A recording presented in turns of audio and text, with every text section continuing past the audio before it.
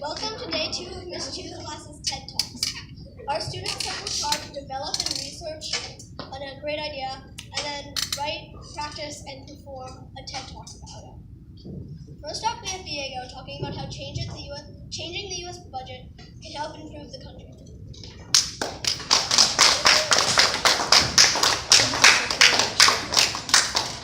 $781 billion. That's the amount of money that was diverted to the military that was taken away from other important government services. That's to say, 1 out of every $4 your parents pay in taxes goes to the military. This problem has many terrible effects, such as the degrading quality of our schools, healthcare, and the overall destruction of government services. This graph just goes to show how striking the issue has become. Many of the important things that hold our country together, such as housing, education, energy, health, and science, are underfunded and don't meet the needs of the American people. Most of this military money over there goes to wars. The only reason we joined all these wars is because, like pop stars, the United States has a colossal ego. We wanted to protect it by going into these wars, a lot of which we lost anyway, or failed in like Desert Storm. Though, it wasn't just the war we lost a bunch of great American lives and trillions upon trillions of dollars. The U.S. has a larger military than the rest of the world combined. That is to say, all the world's countries would have to gang up on the U.S. to give it a run for its money. In addition to troops, the U.S. has 22 aircraft carriers, and China, with the second most, only has 7. Since World War II, the United States has been creating new military bases all around the world. The U.S. has 800 foreign military bases, and all the other countries put together only have 30. After World War II, the U.S. put military bases around the world to stabilize countries, but we never left, and it's like in countries such as France. Because of the unneeded support we provide, we lose $100 billion in taxpayer money every year. Even in allied countries such as France, we have 54,000 troops. And what are these troops doing? Well, not much. Imagine if other countries did this to us, how mortified we'd be. If this wasn't crazy enough, in the 70s and 80s, the United States attempted to eliminate communism around the world. So we gave money and weapons for puppet wars, and even fought our own wars in more than 15 different countries. And we borrowed trillions upon trillions of dollars, which makes from China and other countries. And most of these wars we lost and made the world a more dangerous place. For example, we funded a group of people to take out the USSR, supported communists in Afghanistan, and with these resources, the group gained power in the country, and they are now the Taliban. The United States does this because they believe they are the policemen of the world, and they need to bring good to all. This is partly because of the military-industrial complex. The military-industrial complex is the close relationship between the Pentagon, Congress, and weapon-producing companies. Many of the unnecessary wars that the U.S. has been in are because of it. If you're a weapon producer, you want the government to buy your weapons, right? So you have lobbyists on behalf of their companies. They donate money to the campaigns of politicians. And in exchange, they're able to meet with them to give them their sales pitch. Even so, why else would we want to get involved in unnecessary wars in other countries? Well, we also want to ensure the availability and stability of resources such as oil. Desert Storm, Syria, and other conflicts in the Middle East have resulted from U.S. military support of dictators and the unrest that happens later. Because we feel we are the policemen of the world, we get resources from other countries, and the military-industrial complex, we have fought in so many unnecessary wars. Without these, the U.S. would have #1 education, free college, free healthcare, and no national debt. These are just a few of the benefits that we would have had. War and conflict aren't too good for the planet itself.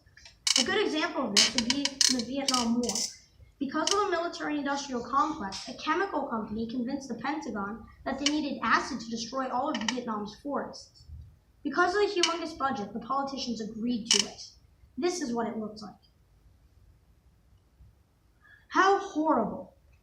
Another one of the really bad things about war are nuclear weapons. Along with the buildings, the trees go down too.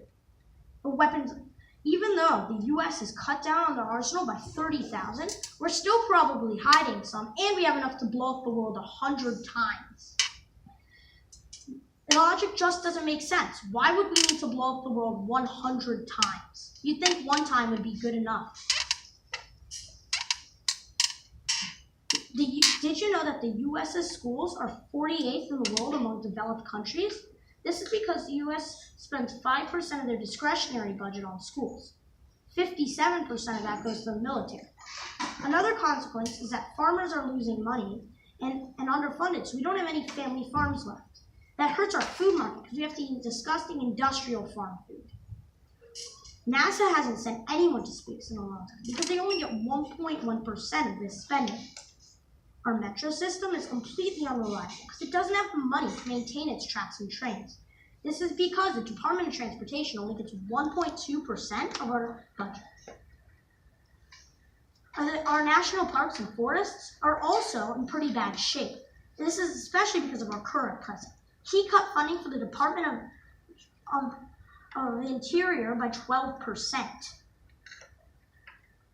For the sake of our people in the future, I believe that we should divert some, not all of the military money, to things such as schools, science, jobs, housing, etc., to ensure a better future for the people.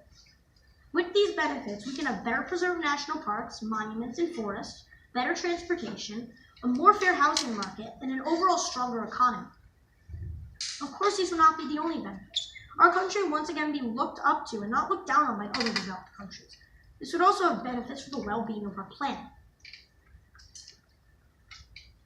Did you know that the ACT, the respected national organization that administers college admission tests, recently found that 76% of our high school graduates were not adequately prepared for college?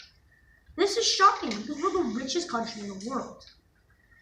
And the country with the best schools, Finland, has a budget of only $53.7 billion. In Finland, they spend 3 times as much money on education than the military.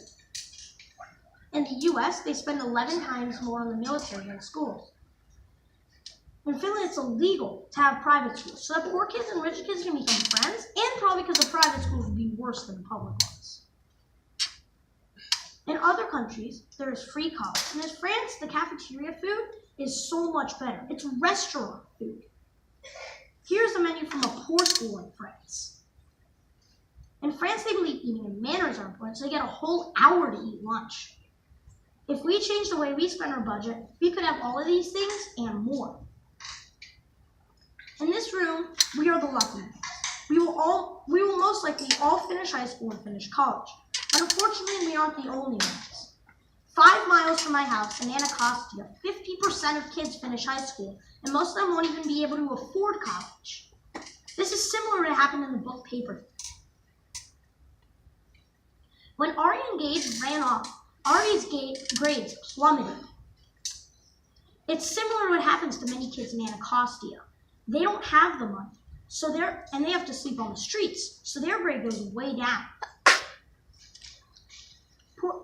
In this country, education is all about money. Poor people get poor schools and rich people get good schools. In this school, we have many fundraisers and plenty of wealthy people, so we get a good school. But in school areas such as Anacostia, they don't have all of that, so they only get the meager amount of money that the government gives them. If we spend less money on our military, our federal government can give more money to schools so rich kids and poor kids alike can get good education, like Finland. In addition, more money could go towards improving our healthcare system. Did you know that the United States is 50th in life expectancy in the world? This is because the United States, healthcare is a business, not a human right. If you're poor, you don't get healthcare. And if you have money, you do. But a few years ago, 50 million Americans were without health insurance. In the US, health is 20% of our economy. For-profit hospitals, drug companies, and private health insurance companies are a few of the kinds of companies that take advantage of sick people to make money. In other countries, all the health companies are owned and regulated by the government, and the point of them is to help people and not to make money. Like so many developed countries, the US could have the government regulate and pay for healthcare, so it isn't only the rich that get healthcare, but all of the people do. Just like the military, it shouldn't be a business. It should be about helping the American people. Now, throughout this talk, I have talked about the bad things that the United States has done, but there are many great things about the US as well.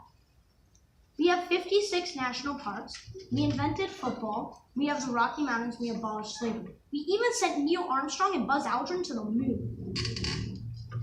For this talk, I focused on a few things that the US should fix and how we can become a better country. We're a great country with many great people, and I believe that we can ignore our differences and come together to solve our problems. As for the health market, we still do have a major issue. It's the health industrial complex. This concept is very similar to the military-industrial complex, except that there's another part to it. People from the health market get jobs in the government and vice versa. Though, like all issues, I believe that our country can come together for change and make our country reclaim the title as best country in the world. I would like you guys to end by asking yourselves a question. Do you guys think that our country will spend more on the military, or do you think our politicians will care more about the military or our future? I think we can do something about this. I think we should. We're 7 years from voting. When we can vote, we can change what will happen. We can fix the situation. Thank you.